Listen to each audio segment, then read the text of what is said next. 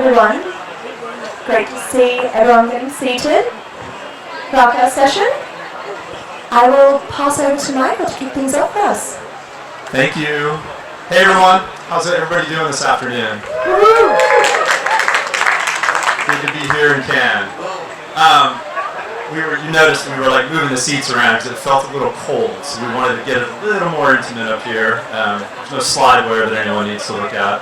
I'm Michael Komasinski. I'm the global CEO of Merkle, and I have the fortunate task this afternoon of leading a panel on the topic of innovation and the future of experience, which are both topics that I'm passionate about and that Merkle certainly is immersed in day-to-day, week-to-week on behalf of our clients.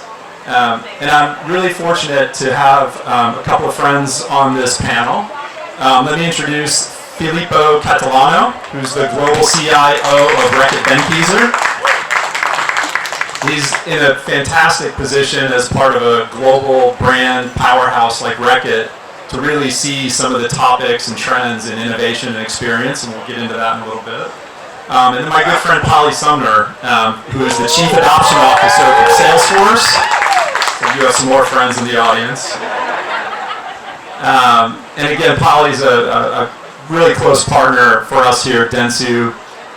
Gets to interact with a ton of different clients, and both with us and directly. And just is in a real unique position to see across a lot of different industry verticals, and then of course Salesforce as a business on its own. So real quick, I'm going to let them do a quick intro of themselves, and then we'll get into a couple of topical questions. Filippo, you want to lead us off? Yeah, let's start. Hi, everybody. First of all, I hope the gods of the winds will help us out here on stage. I'm in Reckitt, formerly known as Reckitt. It's a 200 years old consumer goods company, home of some very iconic brands that all of you have at home, from health brands such as Nurofen, Gaviscon, Mucinex, and so on, to hygiene brands such as Finish dishwashers, or Harpic and so on, and also nutrition brands with our infant nutrition brand. So we have three categories of brands, quite a brand powerhouse. And my role there is to lead everything that is technology, data, and digital capabilities for the company. I joined soon. It's going to be 3 years, and it's a fantastic moment to be in CPG, because we are actually driving a lot of change, not just on the consumer side, but also elsewhere in the company. Finally, digitizing how companies achieve their objectives. So automation, data in general, and now of course on AI, we're already doing quite a lot of things, and I'm super excited what I see coming up. Thank you, Filippo. I'm Sumner. Hello, everybody. I'm American, and I spend a lot of time in Europe. But I'm the Chief Adoption Officer at Salesforce, and people are always asking me, why does Salesforce care about adoption? And I've been in the tech industry for more than 40 years. And the first generation of tech, we just went to somebody like Filippo, and we'd talk about features and functions, and we'd drop some software off on a tape or a disk, or even now from the cloud, and we'd say, you figure out what to do with it, was the net. Well, when we started Salesforce, we really wanted to focus on the person who uses that software and who consumes that software, and how to change their life as an individual or as a person who worked in a department of sales, marketing, or service. And we really believe that can't be done on tech alone. So we built a really big ecosystem, of which Merkle and dentsu are a very big part. And together, we help customers connect to their clients or their customers in a whole new way. So we're really excited about where we go together in the future. Awesome. All right, let's get into it. We did a little bit of a prep session and talked about a few things a week or so ago. And one of the topics that came up was the pace of change inside the enterprise.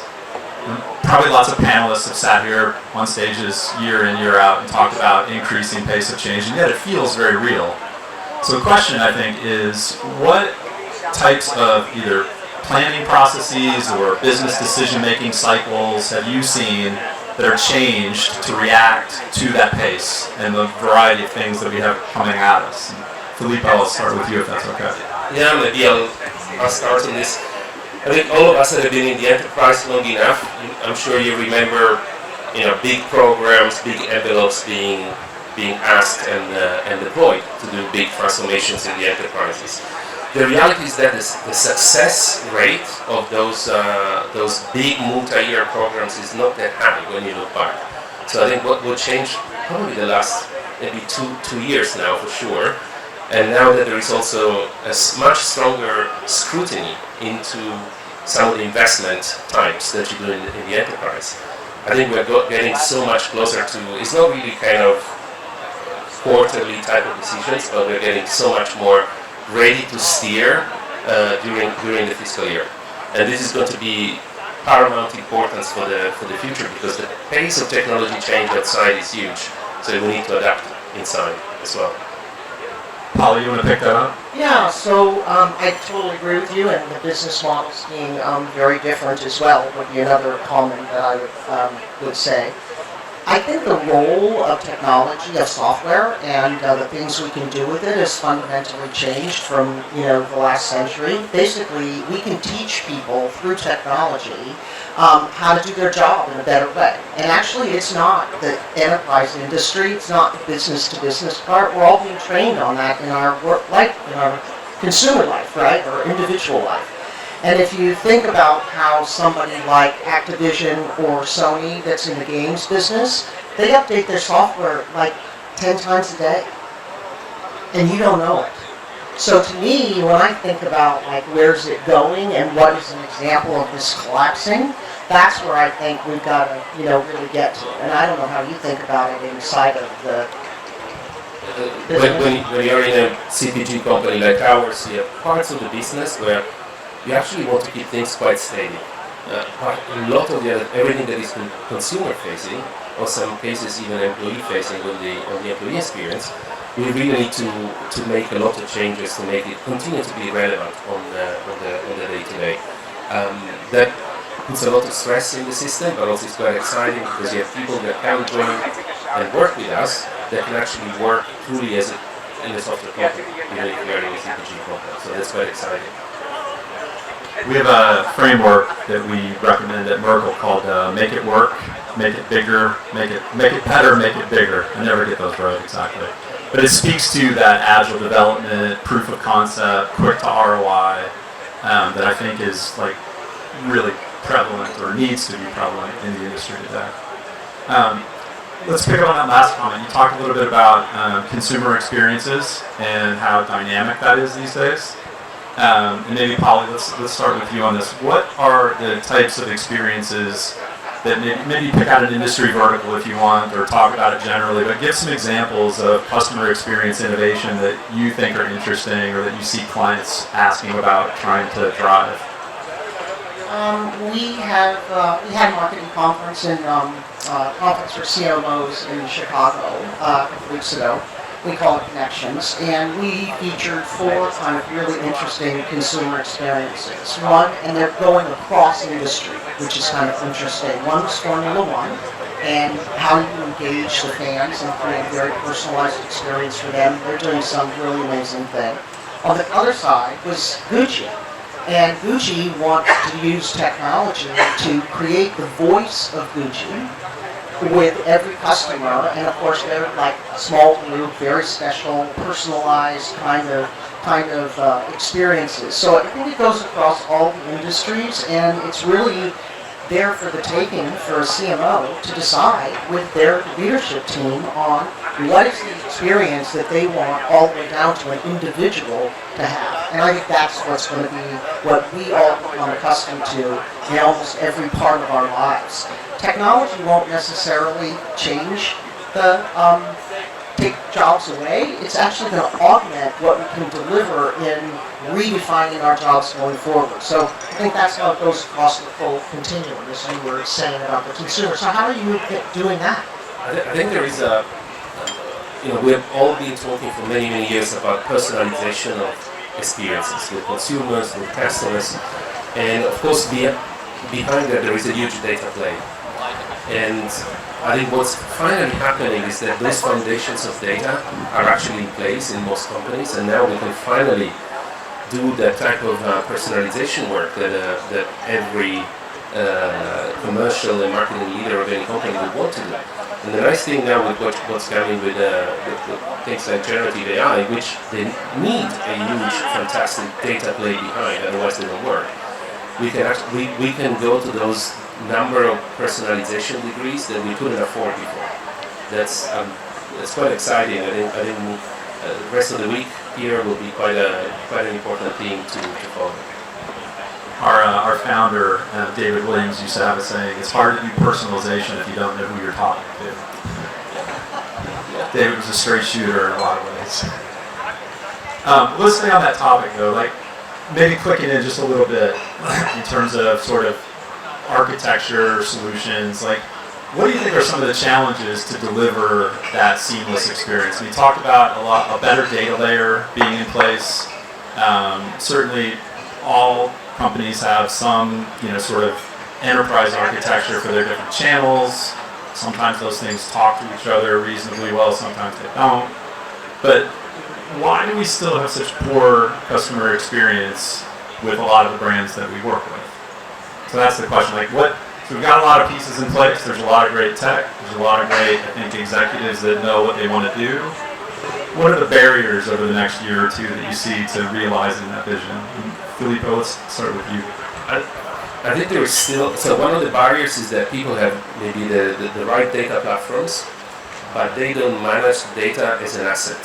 So one of the things we have done in Reckitt is to bring to life a principle called FAIR. This stands for all of your data in the enterprise, especially consumer data, needs to be findable, it needs to be accessible, it needs to be interoperable, which is the other important thing that companies forget to do, and needs to be also reusable. So the challenge that most companies have today is that they may be excelling in China. They excel in one type of experience, they got a lot of data, but they cannot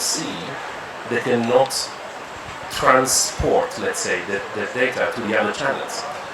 The second barrier, I think, is more an organizational barrier. I think most companies are still organized with their reward system that inevitably drive behaviors. They are organized by channels, and I think now it's time that serious companies that want to do real transformation, they start to look at multi-channel in the right way. It means harmonizing the reward system as well. And I'll add one that maybe seems like intuitively obvious, but I don't think people think about it enough. And that is that the next two generations, Gen Z and they're going to be used to all the things we have today because they're growing up with them.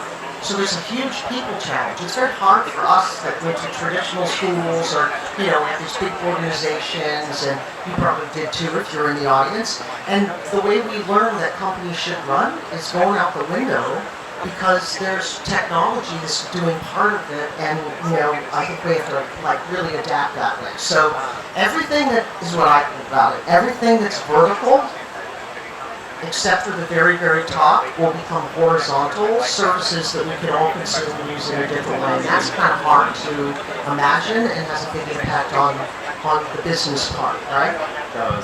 It does. It actually leads up to one of my favorite buzzwords, probably for this week and the months to come, is composable. You hear a lot about composable architecture, in particular in the commerce space. But I think at Merkle, we're developing a point of view on composable data, which sort of gets to your point, right? There are a lot of data repositories inside of an enterprise, and getting a feed from them, or moving it around is time consuming. I think these sort of large language models, we call them knowledge models, allow a query to sort of comb through all that, get what it needs, bring it back, and that's the composability of it. And we'll see if that concept takes off. It's something like in our team that we're spending a lot of time talking about is getting outside the boxes a little bit, not conceptually the server type boxes, data boxes, and letting those knowledge models do their jobs. Right. And this model knowledge thing and the rest of it has a lot of impact on AI, and I think it's what scares people. There's a lot of concern out there around trust, and so that will put a barrier to the speed of adoption, for example, and the regulators will have to get in there. And I think that it elevates trust and transparency between a brand and its customers, and a responsibility for us all to use data in a responsible way. And I know Filippo, you have a bunch of thoughts about how to approach that as well, you might share. So that's an area, by the way, on composable architectures and the principles of the Mac Alliance. This is something we have taken as an intentional architectural decision. We are only bringing in new solutions that are Mac, which is going to be important exactly to be able to scale in a safe way. I think on the principles, I mean, one thing we've done well is also to reflect on what are those responsible data and AI principles that we need to put out there, we need to declare we're going to abide by, and use them to inform every choice we make, because the scrutiny is the right thing to do, and it's very, very easy to see if you, as a company, do good work or not. So we've done a lot of work in putting that very much forward. Yeah, it's a huge topic, isn't it? I mean, it reminds me of the sort of brand safety issues in digital media, going back like a few years. They're still alive and well today, but that became a sort of a lightning rod issue, sort of 2018, 2019. Polly, if I can, like your CEO, Mark Benioff, put out a pretty cool statement, a week or two ago, about the trust layer in your architecture as a way to give enterprises confidence that they're not training the outside models. You want to talk about that announcement for a second? I think it fits well with this.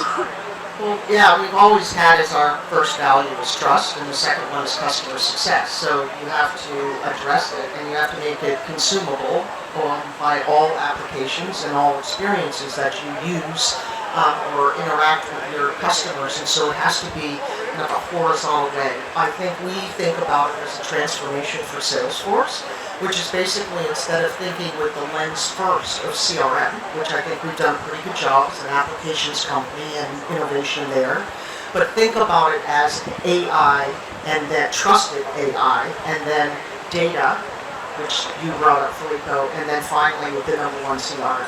So I feel like it has to go down, or it has to be broad, it has to be scalable, and it has to be embedded in everything that you do, and do it in technology, behavior, reach, responsibility, and actions, and quite frankly, probably sustainability, diversity, and equality. So I don't know how you think about it, Filippo, but that's kind of what we're thinking about. For us, we have these principles that are really specific, like, for instance, how you avoid introducing bias into AI training sets, which is a skill that everybody has to have within the enterprise. You cannot wait for others to call you out. So we're doing a lot on that also from a training point of view.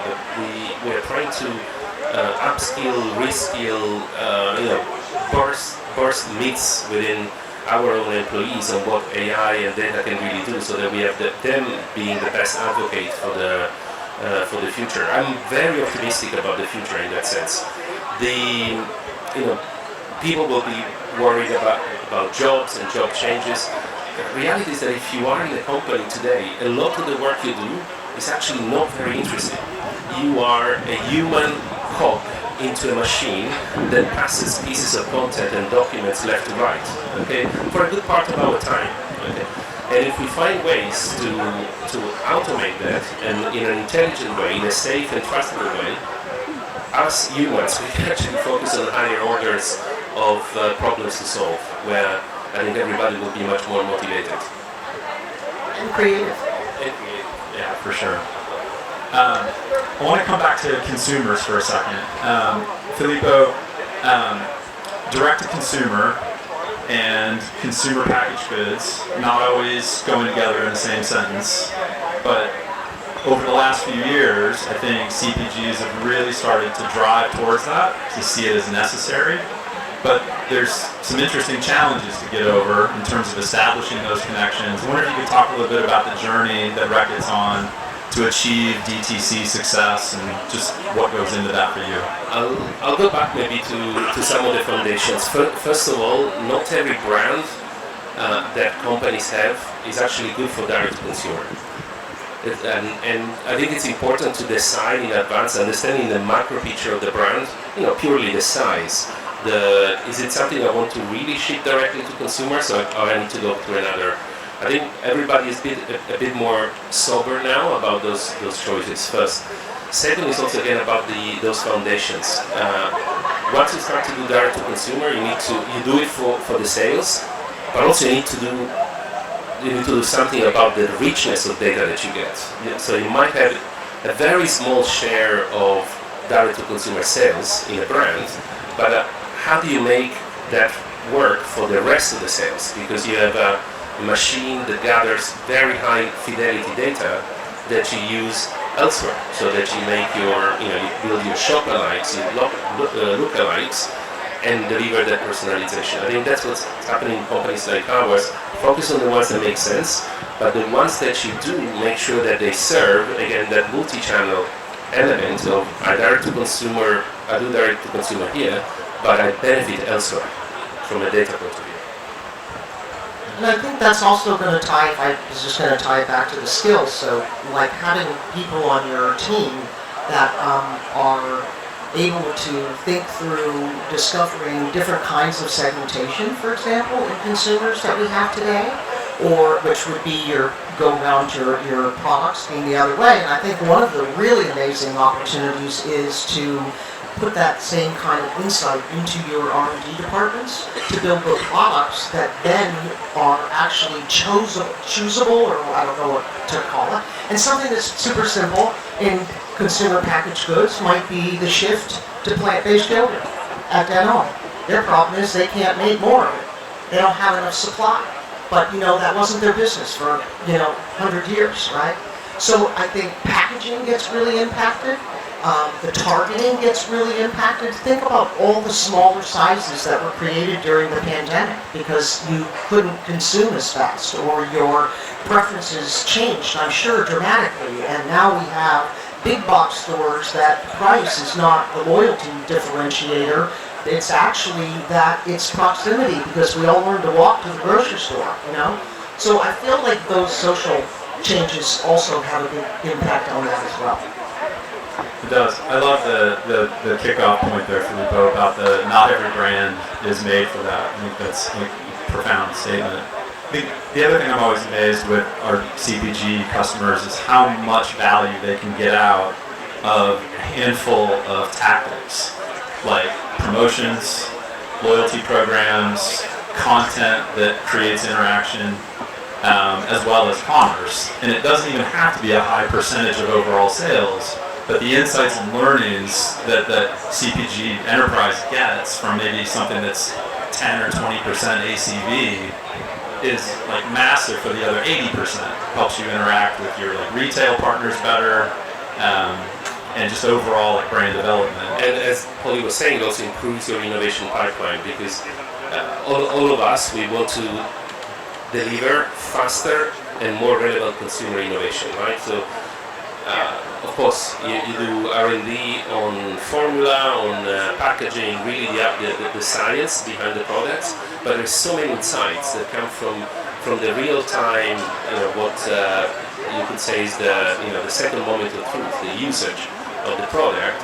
And you need to be able to capture those, not just in kind of offline panels. Hey, I'm coming to interview you once a year.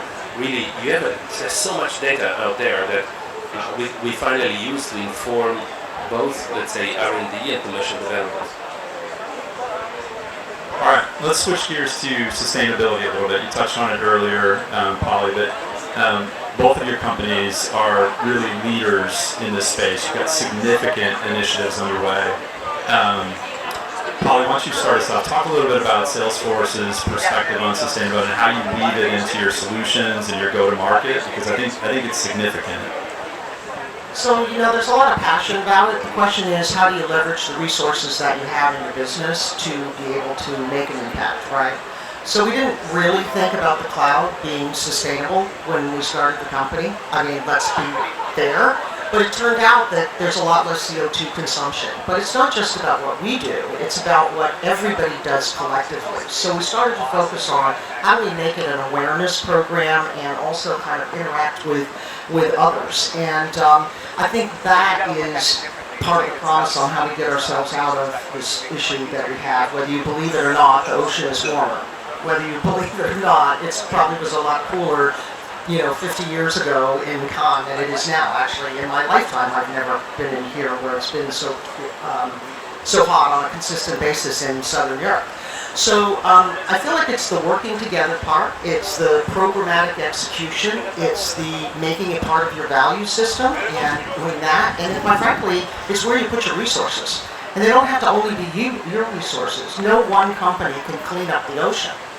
And we need innovation in order to be able to do that. We need the primary science you were talking about, but then we need the execution, et cetera, et cetera, et cetera. So we focused on a small team at Salesforce, and we basically went to our customer and our partner community and we said, are you interested in this? And they self-organized.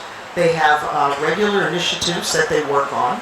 And we've got a lot of sustainable tech being built, but tech for sustainability is kind of flipping it around the other way around. So if anybody's interested in finding out what's going on, just contact me and WhatsApp or whatever way you want to, and we'll send you someplace to join the community.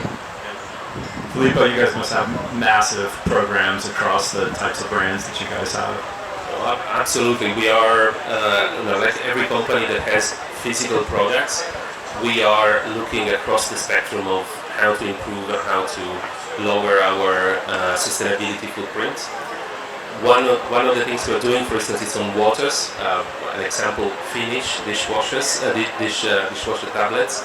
We have done a big campaign worldwide of skipping the rinse, because in today's world, with good Finish tablets, you don't need to rinse dishes under the sink before you put them in. Try it at home. I see some skeptical faces. Try it at home. I know it's hard to let go.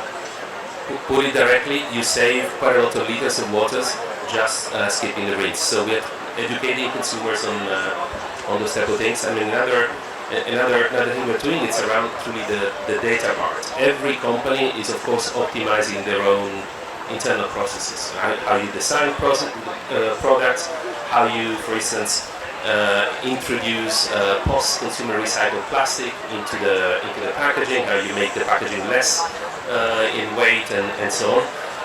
But the next frontier is also how companies work together, and I think that's a movement that still needs to happen at full speed. Is companies collaborating together on data so that my supplier and my customer are connected through me, so that we optimize for the continuum, not just for one company in isolation. And that's coming, and that's another important role for technology and data. No, you both mentioned that in your comments. I think that community or that network effect is a huge driver of success in that area. And we do use Salesforce Sustainability Cloud at Dentsu, just to note that, to track our own initiatives. You've been a great partner on that, by the way. Rolling it out in 67 countries internally and throughout the whole operations, and now offering it as a service to your customers to kind of say we're kind of different and we put our money where our mouth is with, we have a business to run, but we're here to use what we know about technology jointly to help clients do that themselves. Yeah. You've been a real pioneer. It's been great. Thank you. Thank you. Yeah, well, look, we're your number one agency partner globally, so we have a few good people that know how to get the tech implemented. All right, we are running down to the end of our time a little bit. Why don't we take questions from the audience? Did someone send something by carrier pigeon? Any questions for Polly or Filippo? None for me. Margaret, come on, Anne-Marie, you're sitting in the middle. I know you have a question. I have a question for you, Filippo. What's the most exciting new product that we should be looking for? That if you could just, I don't break any of your rules, but what's the most exciting product that everybody should check your brand out by buying and using in their life? Oh, there are a couple that I cannot mention, so I wish I can't. Not even after tonight drinks. How about in your existing? I think in the existing one, I mean, the big thing we're doing is actually helping the overall world population to have better access to hygiene. Okay, it's one of our beliefs is that hygiene all around the world is a big foundation for healthy living.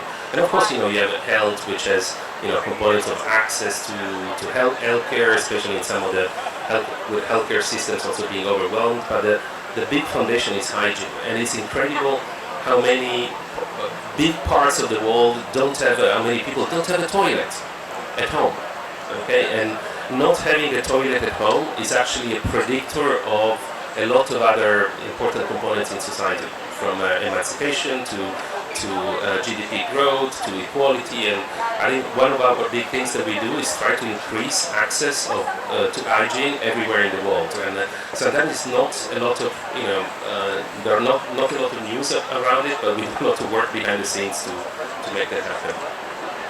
No, it's amazing. It's fundamental, isn't it? It reminds me of some of the causes that the Gates Foundation has picked up. It's hard to be successful if you're not healthy at a basic level. Question? Yeah, so actually my question is for Filippo. You talked about sort of organizational alignment and having people incentivized on the same, and probably it's on the same question for you. I think that's pervasive with every client that we work with on the change management side, and it sounds like you guys are actually quite progressed.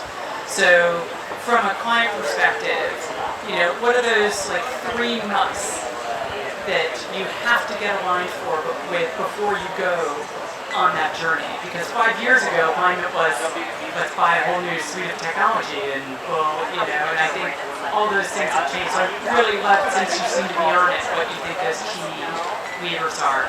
Okay. So I'll see if I can answer with 3. I'll give you 2 at least. The first one is actually adoption. I think one of my principles is that you can get so much more value of the things you already have if they're adopted in the enterprise versus bringing the new. So one of the principles with our partners and the JBPs with our partners is that we actually measure the base current capabilities on their adoption level and value creation, which is super important. The second one is on going back to the data side, is the fact that we want partners that work with us to use our own data ecosystem, and that takes some time, but we have baked into the reward system of the partners that are doing JDPs with us. We monitor their use of our data catalog, their use of our data lakes, so that we can say, are you being a good partner, not just because you deliver, but also you deliver sustainably on something that the company is going to use, let's say, sustainably generation after generation. I got one for you. Yeah, I'm just curious, with the pace of change of technology, and it's going to just keep getting faster and faster as we move forward. Just curious how you think, as a CMO and advice to other brands, how do they think about the future and setting themselves up for that success where, there's a huge investment, capital investment that goes into these technologies, and how do you manage for a vision towards 5 to 10 years out when that is, it's a significant dynamic of change and pace of change at that point? I think you got to speed yourself up, number 1. Number 2 is, I can't recommend strongly enough that you get a mentor and give a project to 2 8-year-olds with a phone and ask them to show you how they completed it. They plan in a different way, they execute in a different way, they use the same tools, the same apps on your phone, they will show you they use them differently. So there's something in listening from the bottom up instead of always taking the tops down that I think is going to be profound, especially in consumer business. They will have, by 2026, the 40% of the people who are in your first buying category is sort of, 20-somethings. They're going to be people who, quite frankly, have always had a cell phone. And if you don't know how to engage them, you got a problem. So I feel like we have these new listening, things that we need to go after, and that's what I was referring to when I said customer segmentation, because today that's probably not a segment of customers or consumers that you're paying attention to in a way that will make them loyal to you for life. So it's kind of a different way to organize, to your point, Margaret, and to think about how do you get that data-driven decision-making with trust and transparency in your own company first, especially with the incentive systems operationally, that then people know that skill, they know how to do it. So then they can start to be leading and pulling and engaging with the customers, your customers in the same way. So I hope that wasn't too long of an answer, but that was the way I'm thinking about it. By the way, that's how we built Salesforce. We watched how people used the product, and then when we saw them using it in a way, we started to put intelligence into it that would say, if you do this, you're going to be more successful. And we just kind of kept doing that. And when you're a cloud or a large consumer packaged goods company, you have many more places that you can do listening, and that can become a competitive advantage. Indeed. All right, I think we're about at time. Any closing thoughts or comments you want to add that I forgot to ask about on our outline? I think we covered most of it, right? I have one comment. I think you should be the next weatherman because you predicted it and it's coming in great. I was using advanced AI techniques to predict the wind. To wish. I think there's a data model somewhere down in the Reckitt architecture that does that. Okay, so a big round of applause for our guest, Sumner and Catalano. Thank you. Enjoy your week.